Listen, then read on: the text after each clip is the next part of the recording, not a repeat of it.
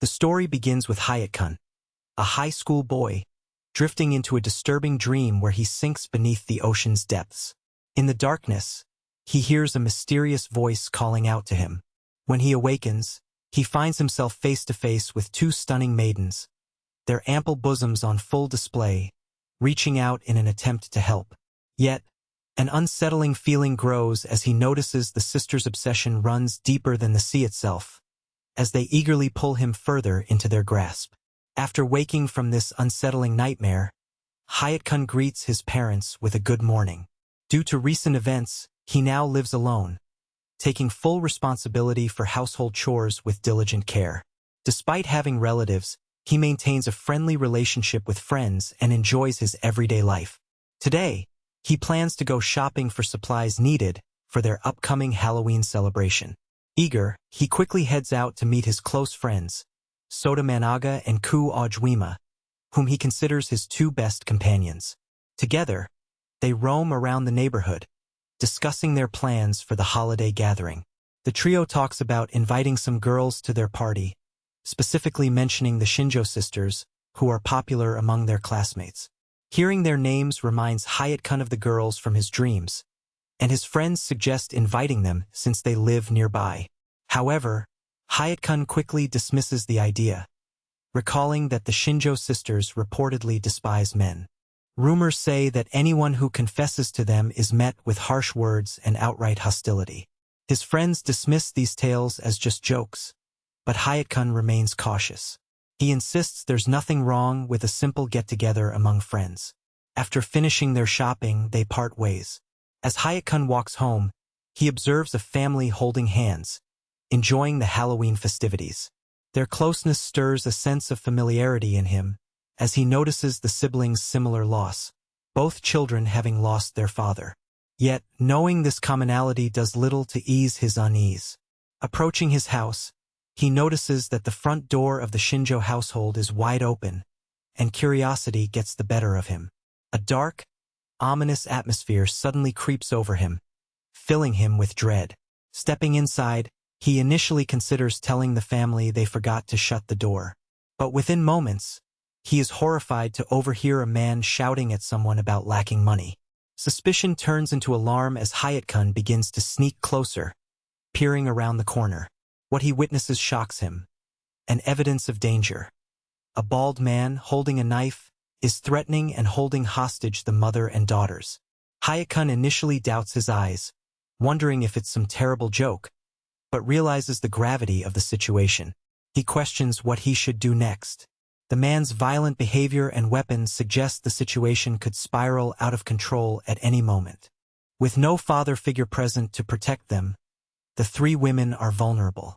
Quickly analyzing the danger, Hayat-kun understands he must act swiftly to prevent tragedy. His mind races, contemplating the best way to de-escalate this perilous crisis and ensure everyone's safety before police arrive. Earlier that day, the two sisters were on their way home after an outing. They noticed that the front door was wide open, hinting that something was wrong. As they stepped inside, they froze in shock. A bald, menacing figure resembling a villainous Doraemon was holding their mother at knife point. It appeared he was startled by their presence, perhaps thinking how fortunate it was that his victims had daughters. Without hesitation, he ordered the sisters to put down their phones and threatened to commit a terrible act if they disobeyed. He also commanded them to strip off their clothes. With limited choices, they complied, painfully aware of his twisted pleasure in watching. He remarked that their mother was already incredible, but considered the daughters to be equally exceptional. The sisters, tearful and trembling, endured this ordeal for reasons they couldn't fully comprehend. When he demanded that one sister be restrained, he momentarily released their mother's grasp and focused on the blonde-haired girl, pinning her down with the knife close to her. Just as he prepared to do something horrific, the black-haired sister cried out desperately for help. Her screams pierced the silence, leaving the intruder no choice but to confront the situation himself. Hoping to buy time until law enforcement arrived, he swiftly put on a mask and silently called upon his deceased parents' strength and resolve. In a sudden, decisive attack, he launched himself at the intruder, and managed to inflict enough damage to knock him unconscious immediately. The mother, who resembled Komi-san, called out in relief, praising the rescue and crying with gratitude. Hayato, the protector, felt a fleeting sense of relief, knowing he had prevented the worst from happening. Soon after, police officers arrived outside, where they had already restrained the intruder and secured him. The officers found Hayato wearing a pumpkin mask, which puzzled the sisters, but they were overwhelmed with tears of joy at his act of bravery. He reassured them that everything was under control and that he was just a concerned stranger. Flustered by their gratitude, he handed a blanket to cover the sisters and briefly thought of their father, noticing a familiar resemblance in their faces. A moment of shared reflection. Inside, officers were initially suspicious of Hayato, considering his masked appearance and hurried departure. The sisters insisted he was not the intruder, prompting the police to consider further explanations. Hayato expressed his desire to clarify the situation outside and quickly excused himself, leaving the sisters behind, asking only for his name. He was determined to conceal his identity to prevent the incident from being remembered or causing further complications. The sisters, still shaken, eagerly wondered who their mysterious savior was. Outside, it was common gossip that their family had lacked a man in the house ever since their father's passing. Hayato, mindful of their emotional state, wanted to ensure they rested and recovered from the trauma. Upon arriving at the police station, law enforcement officers immediately began interrogating him, seeking answers to how everything had unfolded. He appeared deeply concerned about him entering a crime scene alone, which prompted him to apologize and accept the consequences of his actions. It seemed he couldn't just stand by and watch something devastating happen to the sisters. Luckily, the police dismissed any serious charges since no injuries occurred, especially considering he was still a minor. They let him go, knowing his parents would be worried. After the questioning concluded, he felt overwhelmed by the situation, as it was his first time being interrogated. Nevertheless, he was grateful he could help the Shinjo family, particularly the sisters, though they never learned his name or face, as accepting their gratitude felt too intense. He clearly wanted to distance himself from the events and wished to avoid further contact. Following the police departure, he found himself outdoors as dusk settled in. Back at the Shinjo residence, their mother was obsessively checking the lock for the third time, clearly seeking extra reassurance. She insisted that her daughter skip school the next day, but the sisters remained determined to attend. Anna entered her older sister's room, tearful and distressed, insisting they sleep together. She was visibly upset about the earlier touch from the man, feeling disgusted and eager to dismantle everything. Their elder sister shared her sister's feelings, both regarding men as repulsive and contemptible. Despite their father no longer being present, she cried out internally to protect them, only to be shocked when someone responded to her silent plea. It became apparent they trusted the individual with the pumpkin mask. When Hayato, the pumpkin-clad figure, was identified as a man, they saw his fear and felt no disgust, only relief. The sisters longed to return to normal and hoped to find their savior, eager to express gratitude and serve him forever in gratitude for saving their lives. The night carried on with the question of his true identity lingering. The sisters were determined to discover who he truly was. As dawn broke, the three friends headed to school. Their closest friend already knew about the incident and was loudly discussing it, unaware of the other's presence. Suddenly, Anna from the Shinjo family passed by and questioned them about a pumpkin, causing Hayato to startle, as he was worried their true connection might be uncovered. The sisters quickly hurried past, with Anna glancing back at them. Meanwhile, Hayato and his friends, overwhelmed and frightened, watched nervously. The MC, feeling a surge of jealousy, questioned them when he approached the well-known sisters. Hayato claimed they were neighbors, yet shifted the conversation to express concern for the sisters' health, criticizing their stubbornness in refusing to stay home and rest. The substitute teacher was concerned about the safety of the sisters, especially since rumors had already begun circulating as he arrived at school. It appeared things were spiraling out of control, prompting him to check on the younger sister. When he approached, he found her casually chatting with her friends, unbothered by the chaos around them. She still didn't know the identity or face of their mysterious rescuer. Her friends suggested she consider dating someone strong enough to protect her, but she dismissed the idea, insisting she preferred her savior to be the one she would date. Today, she seemed full of energy, leading her friends to doubt they had even been robbed. Hayato relaxed, realizing that Ana-san remained cheerful despite the recent troubles they had endured. When the image of her from yesterday appeared in his mind, panic set in, and he decided to eat in the school cafeteria. As he quietly ate, the Sanjo sisters unexpectedly sat down nearby. His friends watched him with a mixture of envy and irritation, overwhelmed by the sudden turn of events. Hayato was taken aback when Ana-san fixed her gaze on him intently. He quickly tried to dismiss the idea that she had already realized who he was, justifying his presence by her poised posture. To him, it seemed like mere coincidence when Ana-san suddenly wondered if the person who had saved them might be present, considering how many people were around. Her older sister, Arisa, insisted on showing her gratitude. Unexpectedly, Ana-san blurted out that she wanted to have his baby. The statement horrified Hayato, who hurriedly got up, feeling his appetite evaporate.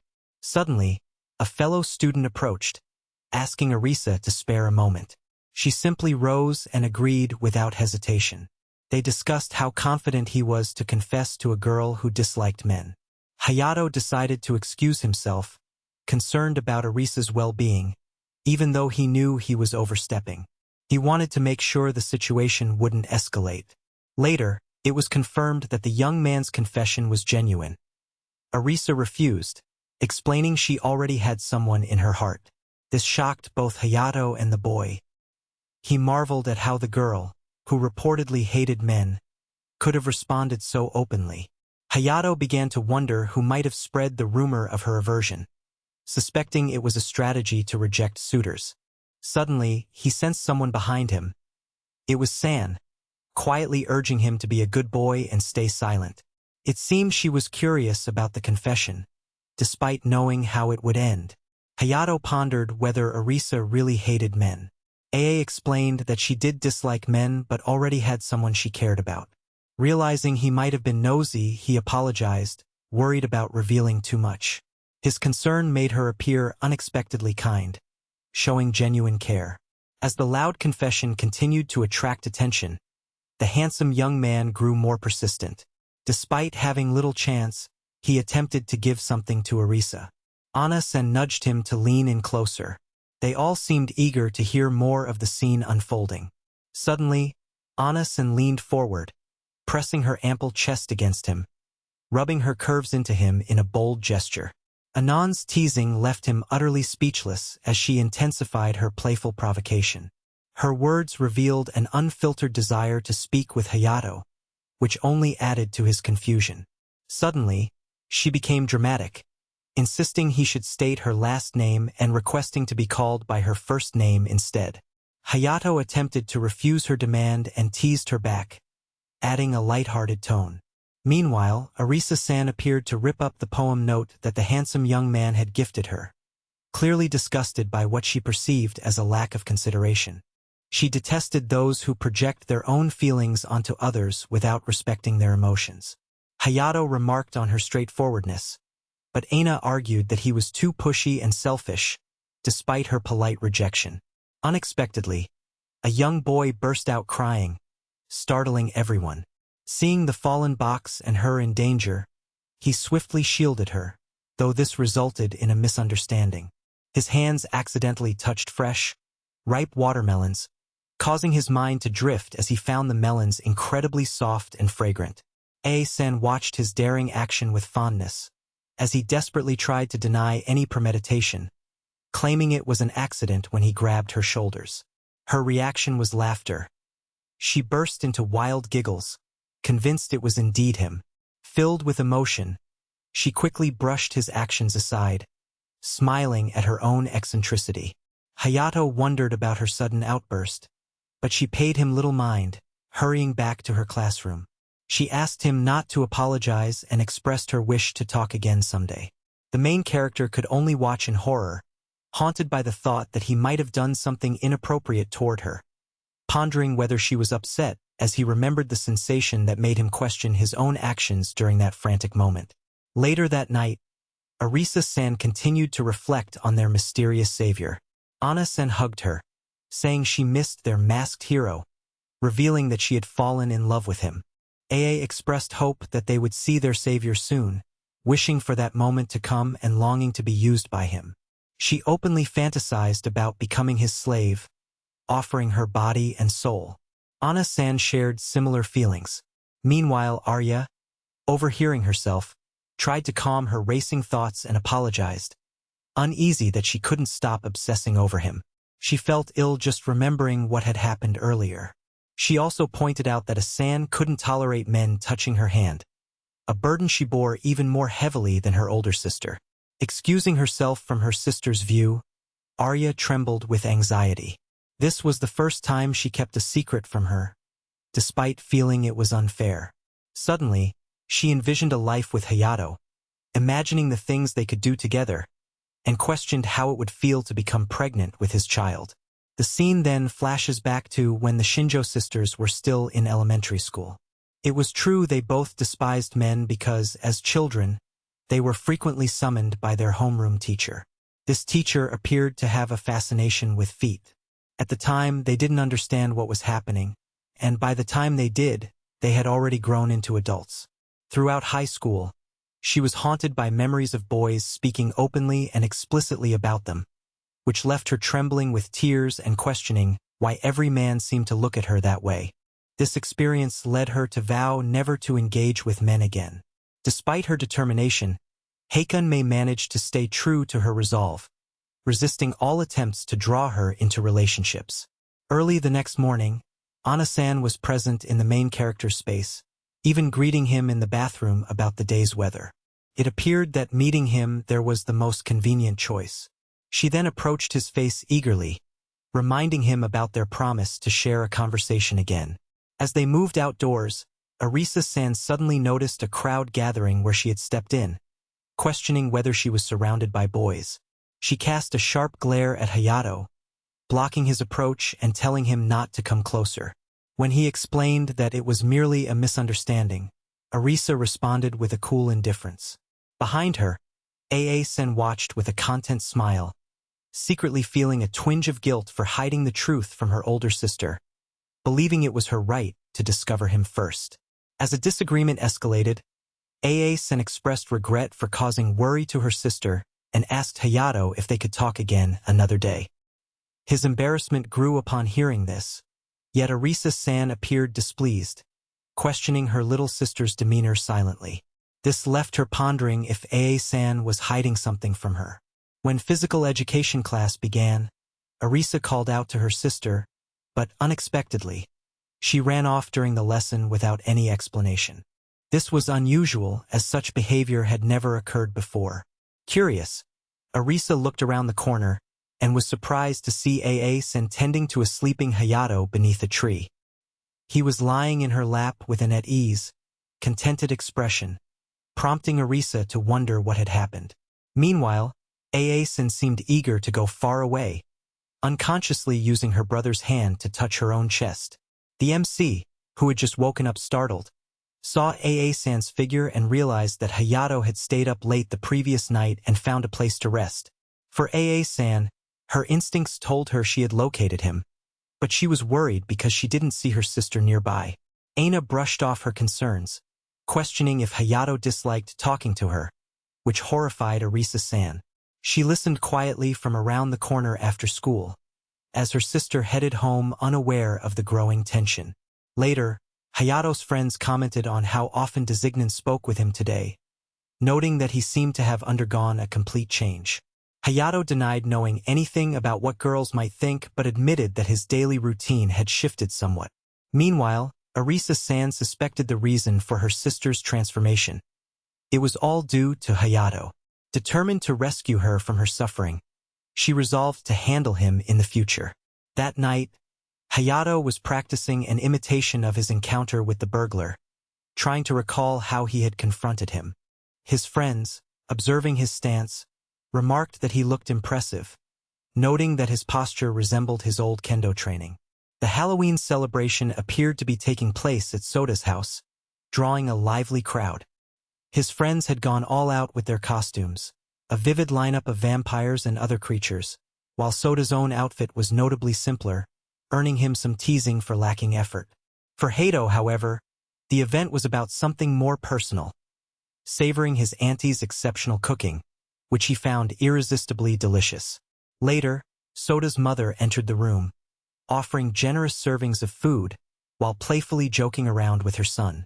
Soda couldn't help but notice her resemblance to himself as a child, prompting a fond smile. Grateful for the moment, he expressed his thanks. But then Auntie unexpectedly brought up a recent incident involving Hayato, warning him to always reach out if he was ever in trouble. Hayato tried to steer the conversation toward his grandparents, but his friends quickly interrupted, reassuring him that he didn't need to handle everything alone. They encouraged him to confide in close friends instead of keeping things bottled up.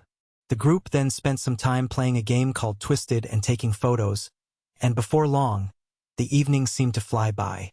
Despite having no curfew, Hayato felt reluctant to prolong the night. Memories of defying restrictions and being scolded echoed sharply in his mind. Yet, he also remembered the warmth of being embraced tightly, feeling genuinely cared for amid worries that had lingered long after.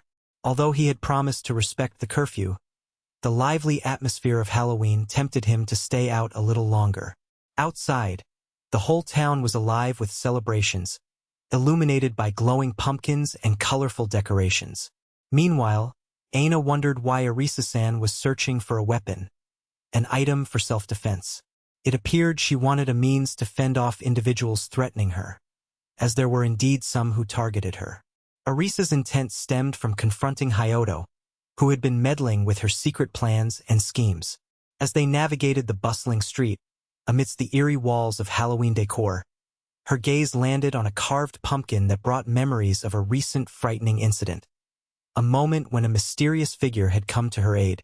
Trying to change the subject, Arisa speculated that Aina was under Hayato's influence, implying that he had already seen through everything and only wished to protect her. This statement made Aina question whether her older sister knew more than she let on. Arisa nodded, acknowledging that she was aware of some truths, but still far from fully understanding everything. When Aina asked her about Hayato's intentions, Arisa's response was harsh. She called him a filthy traitor, fueling Aina's curiosity and desire to uncover the truth. Before she could speak further, they were interrupted. Hato had suddenly noticed the sisters nearby and quickly ran away, startled by their proximity. Driven by obsessive feelings and an overactive imagination, Arisa chased after the pumpkin-masked man. Sports in her mind created fantasies of heroism, springing into action by knocking away the stranger's weapon and even seizing the dropped item. Meanwhile, Aina saw the limited time she could spend with Hato slipping away and concluded that she needed to act swiftly, accepting the unavoidable reality of the situation. The two sisters swiftly moved to contain the mysterious figure, pinning him down while Hayato sought answers to prevent further conflict. Seated on a park bench, they confronted the masked man, who remained silent. Hayato hoped to de-escalate the situation, seeking an explanation. Arisa, eager to finally speak with her savior, expressed her gratitude and asked for his name. The stranger revealed himself as Jack, prompting a quiet laugh from Aina-san, who observed the scene silently. As their conversation continued, her laughter spilled forth, exposing Hayato's true identity. Arisa immediately tried to deny it, insisting that Hayato was the villain who had deceived her, her frustration boiling over in her hatred for him. Suddenly, the pumpkin mask was removed, revealing Hayato's face as he apologized, his gaze locking onto her terrified eyes. All along, Ae-san had known it was him. Arisa was left to reflect on how harshly she had treated her savior and the hurtful words she'd spoken. She couldn't forgive herself for her insensitivity. With eyes shimmering with obsession, she begged to be taken as a slave, promising to devote her entire being, body, heart, and soul, to Hayom. His unexpected response shocked him. He hadn't anticipated such a declaration. For Arisa, The moment her life was rescued from despair marked the start of love. She was willing to do anything he wished, fully surrendering herself to Hayato. It seemed she had fantasized about this moment ever since they were saved. She then confessed her desire to be treated as an object, to be used as a tool at his command. Her words, tinged with vulnerability, made Hayato anxious. Her mood had shifted dramatically, from anger to submission in an instant. Hearing her repentant apology, he realized her outburst had simply been a misunderstanding, and she was eager to make amends for the tsuowu she believed she'd committed. He dismissed her remorse, stating that he had already done something far more significant. In his eyes, gratitude was misplaced. He saw himself as someone who needed no thanks. The Shinjio sisters, however, disputed his words, insisting they were untrue. They embraced him from both sides, and he found himself overwhelmed, particularly by the two melons pressed close to him. They then asked to be called by their first names, expressing their hope that he would take care of them from now on. This request stirred deep pleasure within the sisters at his acceptance, their reactions confusing Hayato. They explained they wanted to go home and change clothes before continuing. Walking together that evening, Arisa's mind was consumed with her secret desire to become Hayato's slave. She imagined every intimate detail, eager for the day she could see him again. Meanwhile, Hayato's dreams deepened into a fantasy of the sisters' love, losing himself in those feelings. As dawn approached, he awoke feeling unwell, distracted by distant calls summoning him. It appeared the sisters wanted to greet him first thing in the morning, prompting him to check whether he'd been dreaming. Fortunately, everything was real, so long as they remained in a place where attention wasn't drawn to them. Being greeted by two beautiful girls at such a young age was overwhelming for him. They then asked if he had any questions, particularly about their personal measurements, which caught him off guard. Arisa could only offer two options, both with the same answer. They happily revealed their sizes from top to bottom, prompting Hayato to caution them against careless words. He understood they held a special place in his life, so their openness was not something to dwell on. They also mentioned that their mother wished to meet him and express gratitude for his actions. As they bade farewell and headed off to school, Hayato found himself overwhelmed, as the two sisters had arrived suddenly and with undeniable force. At school, he was already drained from their unexpected confrontation earlier that morning. When his friends invited him for lunch, a lingering worry gnawed at him. He feared the sisters might seize the chance to draw closer to him. Suddenly, his friends questioned how Hayato had managed to get so close with the Sanjo sisters, sparking irritation in Kato. He pointed out that they should enjoy their youth, emphasizing it had been half a year since starting high school without any romantic stories to share. Hayato believed rushing into relationships wasn't the answer. He felt that pursuing such things would prevent the three friends from bonding or making noise together as they had just yesterday. Still, deep down, he yearned to experience the bittersweet moments of school life with a girl by his side. It seemed he hadn't yet found the courage to fall for anyone. He then spoke wistfully about the happiness of having someone close, which immediately brought to mind his parents, who had often noted how comforting it was to have someone by your side. Disrupting the mood, he brushed aside his friends and headed off to eat. Meanwhile, atop the school rooftop, Ana-san once again turned away from confessions of love, exhausted by the constant rejection. The boy who had approached her ran off, still refusing to give up. Arisa-san was there to offer solace, clearly disgusted, especially after another man complimented her appearance and directed his admiration solely at Hayato. Frustrated by the unwanted attention, she and her friends wanted to invite him over and exchange contact information, craving a connection with their savior. The mere thought of this nearly caused Arisa-san to lose her composure. Later, after school, Hayato was on his way home when he opened his locker and a love letter suddenly fell out. His friends, noticing this, grew angry and curious about its contents. It turned out he had been invited to a maid cafe, where the Sanjo sisters eagerly awaited his arrival. It was clear they had known he couldn't resist an invitation from two people eager to see him. As Hayato took a seat, a wave of anxiety washed over him. He was the only guy there, conspicuous among the crowd, ordering coffee nervously.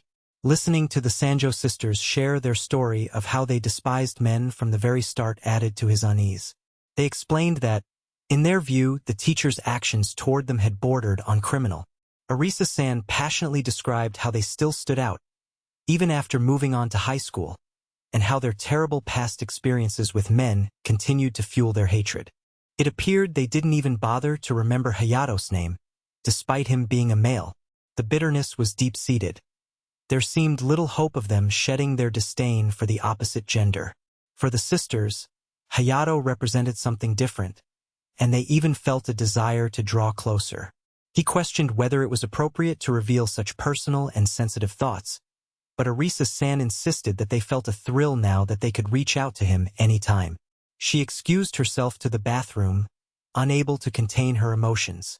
The alone time prompted Aa-san to wonder why the main character had helped them without hesitation. For Hayato, he couldn't imagine what might have happened if assistance hadn't arrived promptly. His body responded instinctively with relief that they were safe. Hearing his voice, warm and genuine, stirred a deep sense of pleasure within Anon. When Arisa-san arrived, Anon quickly excused herself, joking that her body wasn't ready to bear Hayato's children just yet. As Arisa asked about his career aspirations or dreams, it became clear he still hadn't figured out his future. Arisa appeared to hint at wanting eternal companionship, suggesting she longed to be a wife. Her words made him marvel at the beauty of such a dream. As their date drew to a close and they headed home, the sisters felt desolate, burdened by obligations preventing them from staying with their savior.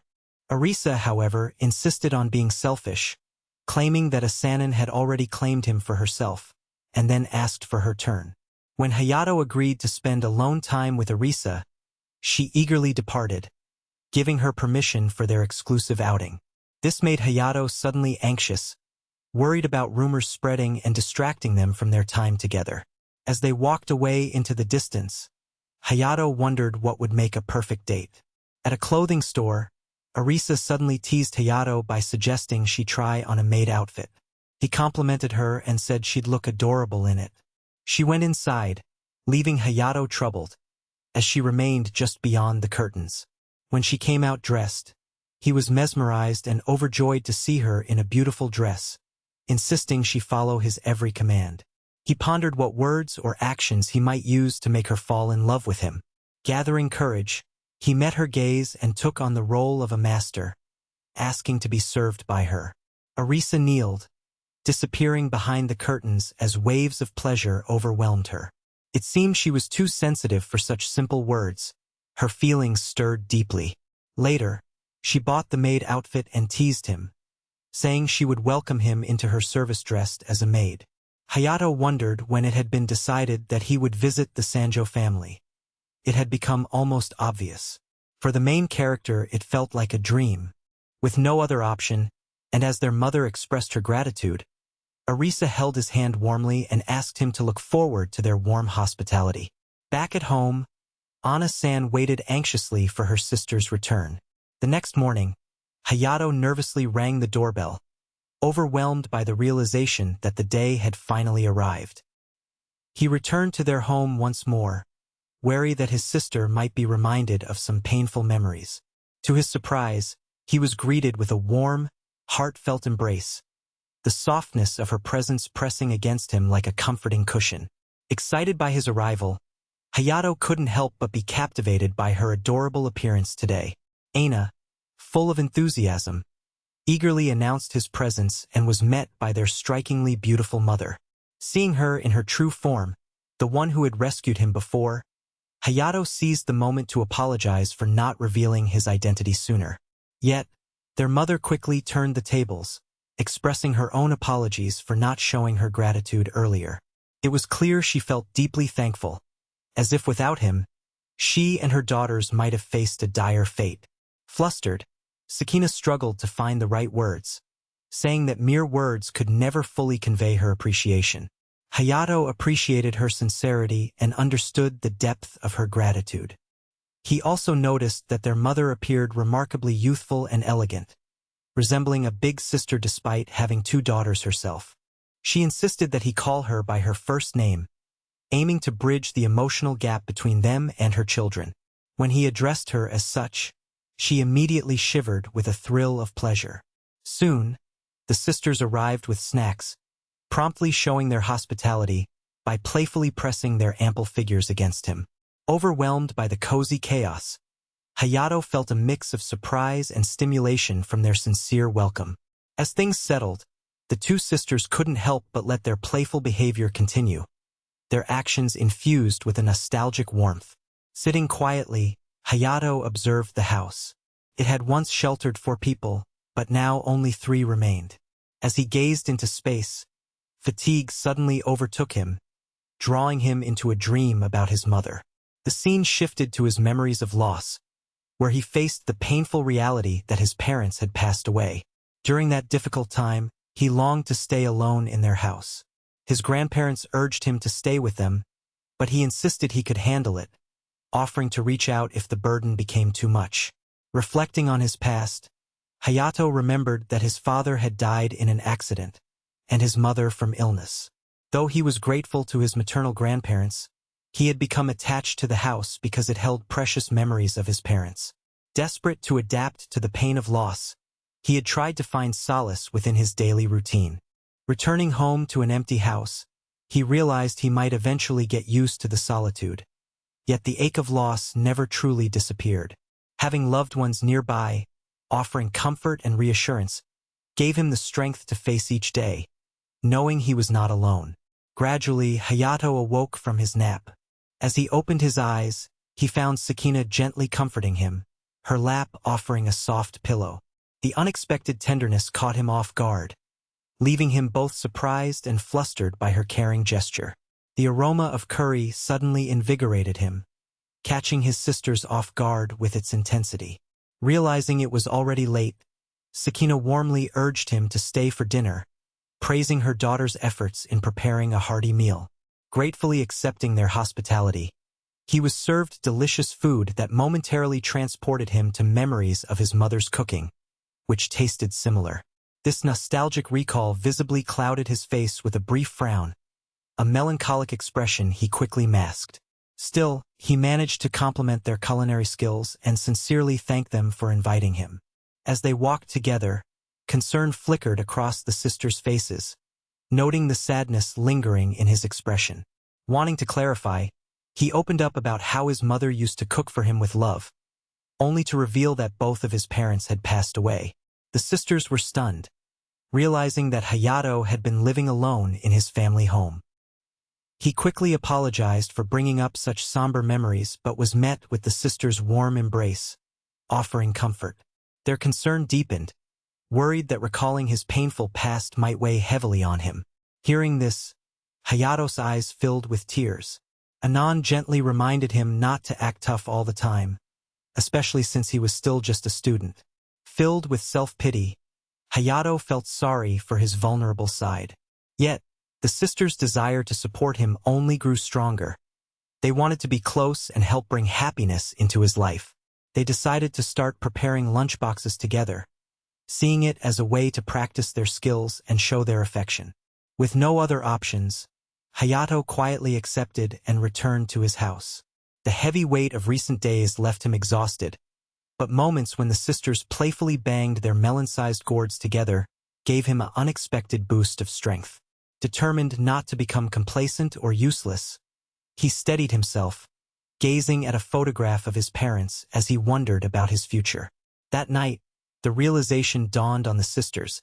They had developed deeper feelings for Hayato, even if they were unsure of their exact nature. Arisa pondered whether she wanted to be his servant or simply cherish pure love. Aa-san dismissed her worries, urging her to stop overthinking and simply follow her heart. The sisters, overwhelmed by their affection, longed to drown Hayato in love, hoping to fill the void left by his loss. From this point, they found the idea of supporting him a comforting and worthy pursuit. The following morning, Hayato happily ate his breakfast, noticeably more cheerful than before. His friends observed his brighter demeanor and mentioned that his parents' message welcomed him to visit anytime, even without special occasions. Grateful, Hayato recognized how drastically his life was changing for the better, feeling himself growing stronger internally. At school, the truth about his closeness with the Sanjo sisters remained a secret, as his friends insisted on knowing who prepared his lunchboxes. But Hayato couldn't help himself, as his bond with the two beautiful sisters was deeply meaningful. And now it was clear that his life was headed toward a new, brighter chapter. After classes ended, Hayato headed straight home, expecting Arisa-san to prepare dinner as she often did. Recently, coming back home seemed to lift his spirits a little, perhaps because of her kindness. He knew very well that no one at school would believe it if they saw the man-hater he was dealing with suddenly smiling at him so warmly. Sometimes, he even imagined how his parents would react if they were still alive to witness such moments. Lying on the couch, Hayato wondered why his sisters treated him with such tenderness. Yet, he found himself succumbing to their affection, especially when he thought about Arisa-san's delicious cooking. Expressing gratitude, he appreciated having her there and shared a simple meal at the table. He couldn't help but notice her maid outfit, which she seemed to have deliberately worn just for him, and wondered about her intentions. She appeared happy to roleplay as his servant, calling him master, as they accidentally fell into each other. Arisa-san was caught off guard when she was pressed against him, her body trembling from the unexpected closeness. Her eyes, filled with obsessive affection, hinted at a desire she couldn't hide, as if she longed to have his children. She eagerly awaited his commands, her devotion almost tangible. For a moment, Hayato felt himself wavering but managed to pull away, controlling his rising urges. He was still afraid of becoming too dependent on others. Recognizing his hesitation, Arisa-san gently comforted him, urging him not to suppress his feelings. She encouraged him to share his problems and assured him she could be a source of support. Her kind words touched him deeply, slowly breaking down the walls he kept around his heart and making him realize he didn't have to face everything alone. As night fell, Hayato's pulse continued to race, overwhelmed by her invitation and their confusing feelings. Without fully understanding what was happening between them, he felt tempted but also uncertain. Reflecting carefully, he recognized that if he had listened to Arisa-san's words earlier, things might have spiraled further, perhaps down a path where he would become a father himself.